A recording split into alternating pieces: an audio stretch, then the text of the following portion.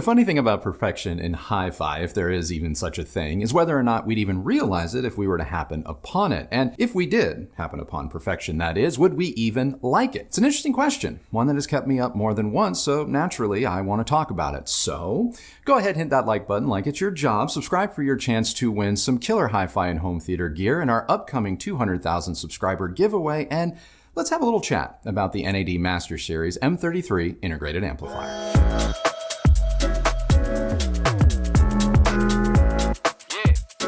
Boy, this review has been a long time coming, and I would be lying if I didn't say that I had high expectations, because you guys have been talking this bad boy up for the better part of a year, so let's go.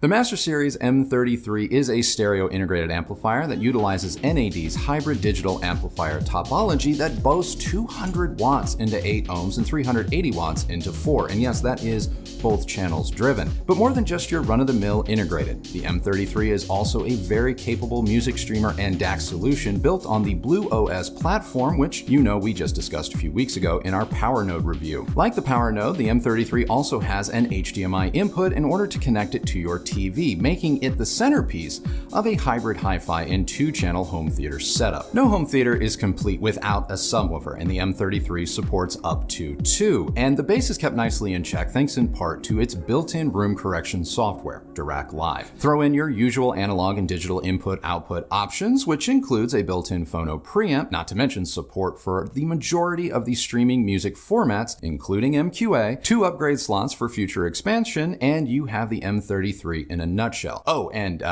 it has a color touchscreen.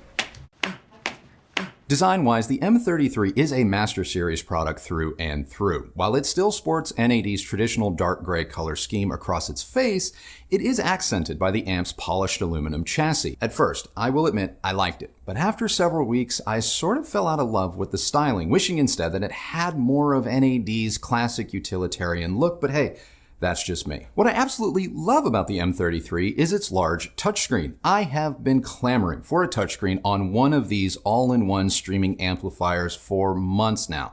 And with the M33, I have finally gotten my wish. And the M33 screen doesn't disappoint. Minus some occasional lag, it's easy to navigate by hand, and the presence of the touchscreen does encourage one to interact with the unit itself. Between my phone and the screen, there was really no need for additional control options. I wouldn't be surprised if you left the remote in the box. While every aspect of the M33's adjustability and control can be handled via the touchscreen, the BluOS app is also equally adept, maybe even more so, giving you even more direct access to your favorite streaming music services and locally stored music. Now, I am a big Tidal fan, and I think the integration of Tidal inside of BluOS is equal to that of what you're going to find with Naim, Cambridge Audio, and Bluesound.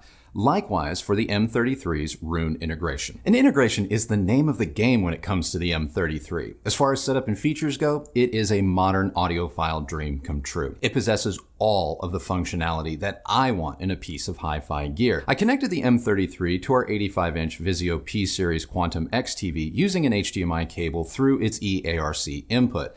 From there, I demoed the M33 using both the Focal Diablo Utopia speakers as well as the Dynaudio Evoke 20s. I did test the M33 with and without a subwoofer, that subwoofer of course being my SVS 3000 Micro.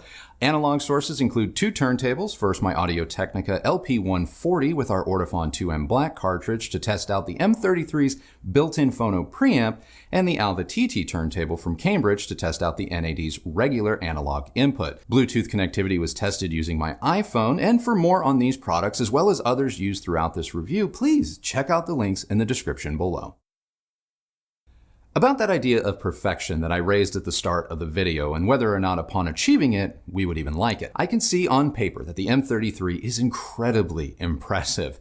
It has very good specs, and to be frank, those specs audibly carry over into its actual performance. Actually, the M33 sounds like how I would imagine a spec sheet would sound. It's exacting, black and white, not a lot of room for interpretation, and for many, that is going to be music to your ears. And if that is the case, I'm going to do something I don't normally do. I'm going to encourage you to stop watching. Or hold on, better yet, don't stop watching. Just go ahead and skip ahead to here For the rest of you who wish to continue, let's dive a little deeper. There really isn't any one aspect of the M33's performance that stands out in stark contrast to the next. Naturally, that means the amp is likely neutral in its overall sound. There is virtually no coloration, flare, or outright flavor that I can really attribute to this amplifier. Focal speakers still sound like Focal. Dynaudio, same story. These are all seemingly good, if not great traits. Drilling down even further, bass is taut with good solid detail. The sound is well dampened and delivers not only the right amount of control, but also the deepest bass the speaker connected to it is capable of reproducing. The Focal Diablo Utopia sounded lighter, weight-wise, compared to, say, the Dynaudio, but this is to be expected and not the fault of the amp. Mids had solid detail, texture, and intelligibility. There was one instance where I felt the mids weren't quite as clear or as resolute as I've heard through other amps. This was audible when listening to Seal on Tidal. It wasn't enough for me to write off the performance as wrong. It just wasn't quite as clear as, say, my Uniti Atom. But in terms of textural cues, inflection, and all those little subtle goodies that rest in the mid-range, I could still hear them. But there wasn't an extra sense of emphasis placed on them. Again, neutral. Same with the highs. All the information was there, including the extension and upper end detail. The M33 exhibited almost textbook control over the Focal's beryllium tweeter. If I turned things up, maybe, just maybe, the highs thinned a little bit, exhibited some graininess, but honestly, it took a resolute tweeter like the one found on the Focal to even notice. The Dynaudio didn't really shine light on this trait too much. So where am I going with all of this? Well, the M33 sound is so strangely perfect that it felt a little lifeless. Like it didn't matter what I listened to. That energy, that spark, that je ne sais quoi, it just wasn't there. I couldn't for the life of me connect with this amp. It has an ability to be so utterly nothing that in a lot of ways it's actually impressive, but at the same time, I never got sucked into what I was listening to. I dissected it. I never tapped my toes, I ended up taking notes. The analytical side of me is capable of marveling at aspects of the M33's performance, and yet the emotional side, well, it struggled. Soundstage-wise, the M33 is solid, possessing terrific separation throughout with solid detail in placement of performers and their instruments. Dynamics, ditto, nothing overly out of place. If I turned things up, the M33 remained composed, but that's just it. As I ratcheted up the volume, a rise in excitement didn't really follow, and I kept waiting for that moment to rush over me, and it just never did. And before you go thinking, well, that's because you're listening to digital music, Andrew, this more clinical sound carried over into its vinyl playback too. Regardless of whether or not I relied on the M33's internal phono preamp or the one built into the Alva TT, both of my turntables sounded utterly the same, which is weird. While this is not the first integrated we've had that tackles vinyl playback in the digital realm, the Technics R1000 being the other, the R1000 just did a better job retaining the signature of the table connected to it. The NAD, on the other hand, was the polar opposite. Some of you may attribute this to the amp's all-digital pedigree, and to that end, maybe you're right. But I've raved about some of NAD's lesser hybrid digital products in the past, to which I say, I get why you might be confused by this review. I am too. My guess is that the M33, with fewer budget constraints, is able to achieve a level of just exacting performance from its topology that, frankly, and in my opinion, makes it more perfect. But also, in my opinion, might make it more boring. Perhaps the T778 and C338's lesser amp modules, coupled with the more budget internal components, allow for a measure of imperfection to be heard. Maybe that imperfection is what makes them sound more interesting, or at least colored in some way. I don't claim to have the answers, I just know that neither really sound like the M33, and I'm okay with that. All that said, I cannot overstate just how much I appreciated the simplicity of the NAD's design and its overall ease of use. Even the implementation of DRAWBACK Live, which is the M33's Room EQ software, was among the better implementations that I've seen. There's no denying the effects of DRAWBACK, especially with respect to its ability to clean up the bass response of any loudspeaker or sub in one's room. As far as all-in-one music systems go, the M33 may be among the best. The problem I see with the M33 is that its user experience is no different than any other BluOS device. Great news if you love BluOS, but maybe not so great if you're paying $5,000 for the M33 when you can get almost the same user experience for a lot less. And speaking of these other BluOS devices, I have to say, if all of these products are largely neutral in their sound signatures, apart from maybe slight variations and overall refinement most easily heard in the high frequencies and bass, then the NAD M10 at nearly half the price would likely be an equally great option to consider. Then you have the NAD C388 and the C368, which are even less and have BluOS and NAD's hybrid digital amplifier topology. And then we can't forget the Bluesound Powernode we just reviewed, which has 80% or more of the same functionality as the M33 and M10 minus DRAC and a touchscreen, only it's going to run you $899. So like the $17,000 Focal speaker, the M33 again asks the question, how much are you willing to pay for perfection? But let's bring it back to perfection.